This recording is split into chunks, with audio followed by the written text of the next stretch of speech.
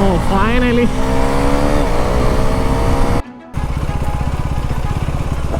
Hi, hello, REVSOUL here. Welcome you all guys to the new video. Today I have this Scrambler from Husqvarna. Yes guys, today we have the Husqvarna Svartpilen 401. So without spending any time, let's just jump onto the video. As you guys can see, the bike has got a grey and a black color paint combination, which is a kind of a matte kind of paint finish. I absolutely love the paint finish because there is no drawback from the painting side. It's completely a supreme quality painting used for this Husqvarna 401. Anyway, let's just start from the front. From the front, the first thing that we will notice will be the round shaped DRLs, which is absolutely beautiful though for this Husqvarna 401. Inside that we can see the LED headlights, which can give a proper light through at the night time, and we can also find the LED indicators, which looks good and also has a proper build quality. And in the rear side we have got a fork shaped the LED tail lights, which also look beautiful. But the main unattractive thing in this bike will be these bigger mud flappers introduced in the 2024 Husqvarna 401. In terms of the look, I love the old Husqvarna rear section because that was a pretty neat and a pretty tidy one comparing to the bigger mud flappers in the rear side, because these are properly working, do provide a better protection in the rainy season. As you guys can see, yesterday I was riding in the rain and did provide a proper protection covering me from the mud. And continuing in the front, we can see the 43mm USD forks from the WP Apex, which is a completely adjustable suspension, can be set according to your preference. That is, can be set as a suspension on the softer side and also on the harder side too, according to our preferences. And in the rear side we can see the monoshock suspension, again from the WP Apex. It is also adjustable. We can adjust the compression and the preload too. Right now the stock setting on the rear side suspension is a bit on a softer side, so that we can get a proper comfortable ride in this Husqvarna 401. And looking into the main part of the bike, the engine. Right now we have got the Gen 3 Duke 390s, 398.63cc single cylinder liquid cooled engine. Yes guys, you know the brutal engine from the Duke 390. It's a monstrous kind of engine which can produce like 46 bhp and 39 newton meters of torque. We all know about this engine, right? This is the most powerful engine, the most powerful single cylinder engine we can get on the market right now. And to cool down the engine, we have got the big curved radiator setup that also we have seen in the Gen 3 Duke 390 with the dual fan setup too, to provide a better cooling to this engine. And to put a complete stop to this bike, Husqvarna has brought a 320mm disc rotors in the front with a radially mounted bi-brake calipers. Talking about the braking bike, is absolutely out of the world. It's somewhat similar to the KTM Duke 390s. We have that sharp braking feedback from these brakes.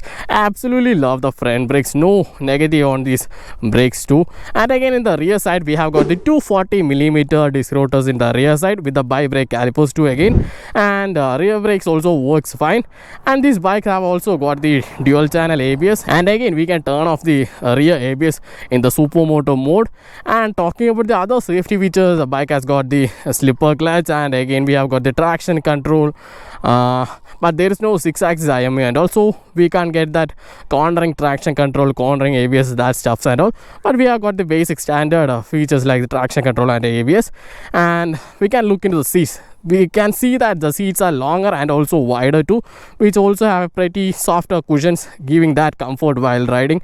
And let's just hop on the bike. When hopping on the bike, the seat height of the bike is like 820mm. I am a 5'8" guy. I do have a complete planted foot, no issues with the seats height and all. And if you are a shorter guy than me, don't worry, because we have got a softer suspension in the rear side, so that when the rider hops on the bike lowers a bit, providing a proper planted foot on the ground. And again we can find the rounded mirrors, which looks good and also works pretty fine. And we can find these switches similar to the KTM Duke 250s. Anyway, let me just walk you around. The light functions are integrated in a single switch. The hazard switch, the switches for completely toggling around the meter console, the indicator, horn, and in the right side we have got the ignition switch, completely basic. And looking into the meter console, we have got the meter console somewhat similar to the KTM Duke 390s with an extra covering too.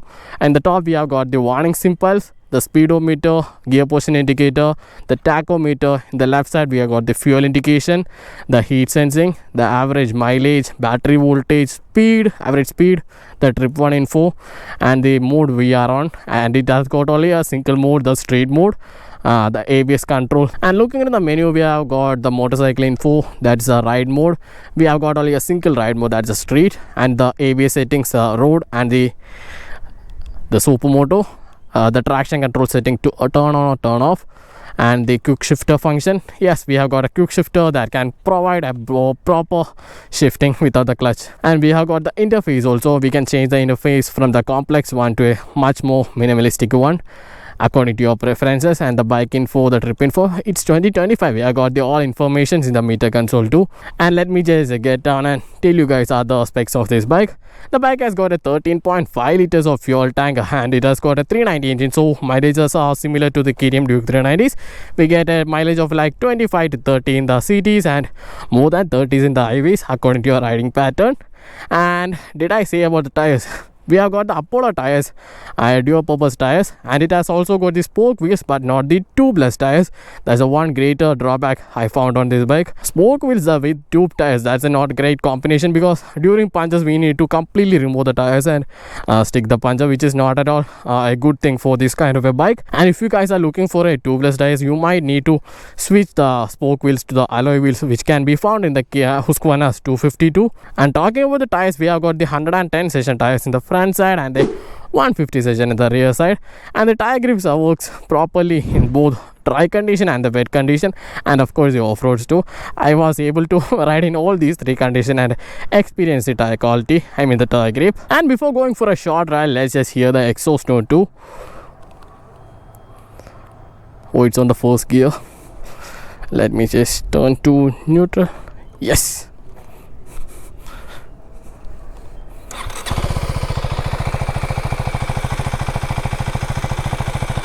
Yeah, the exhaust is also set up similar to the KTM Duke 390s.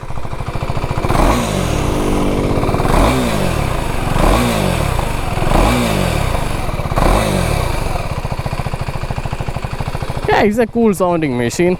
Anyway, let's just go for a short ride on the Husqvarna 401.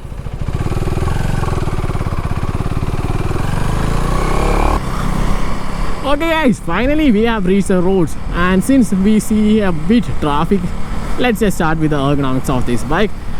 To start with the ergonomics, the handlebars are a bit lowered, and the foot pegs are also a bit rear set too, giving that kind of a sporty kind of seating position for this Husqvarna 401. And I love the seating position of this Husqvarna 401, no doubt. And the gearbox also is crispy. I didn't felt any false neutral and all, even while riding continuously for these 3 days. The gearbox works fine on this Husqvarna 401.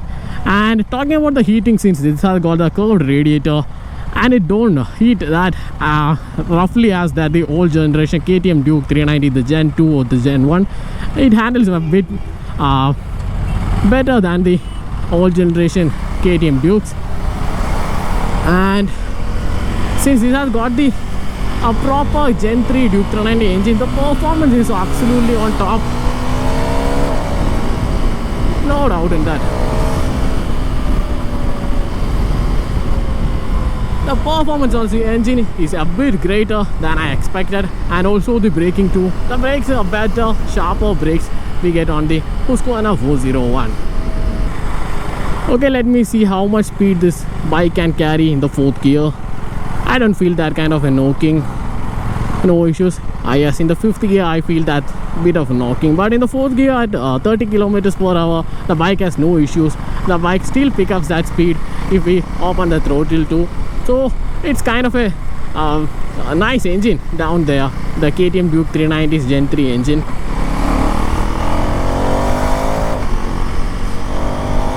And also performs well, especially after those 6,500 RPMs. The bike accelerates like crazy.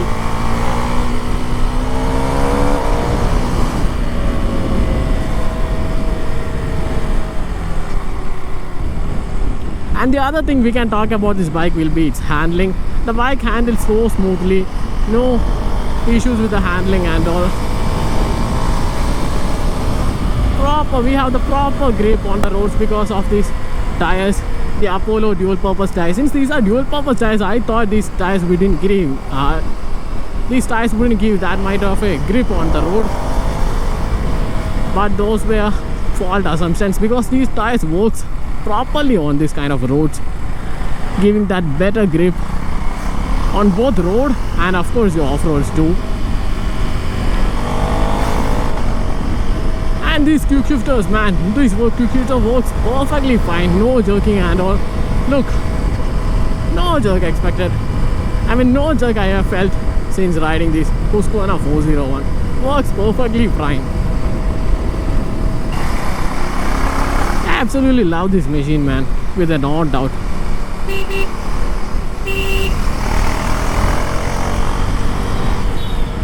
No issues filtering the traffic and all because this bike is that agile.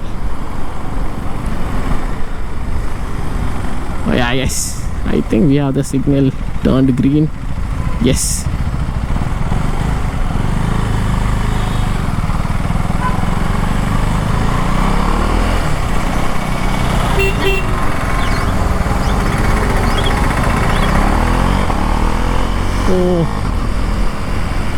Oh, rain is about to come, so I think I need to wind up the video as quick as possible.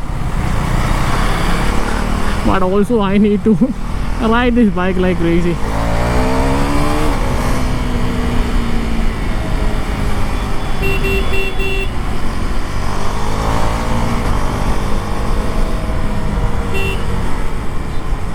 The exhaust note on this bike is so enjoyable because when the RPMs just kick in, the exhaust note completely changes, giving that kind of a roaring exhaust. Especially after the 6500 RPMs, the character of the complete bike changes, including the exhaust note too. I think he's brake checking.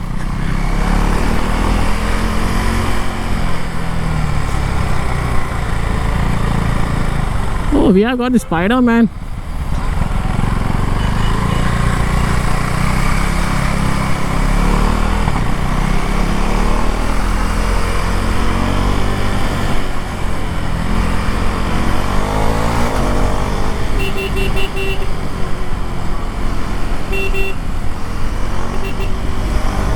Oh, finally.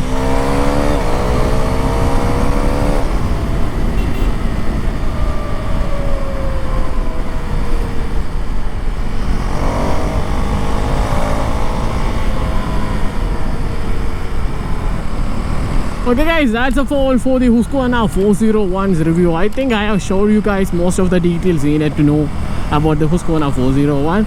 We'll catch up in the next video. Until then, okay, bye.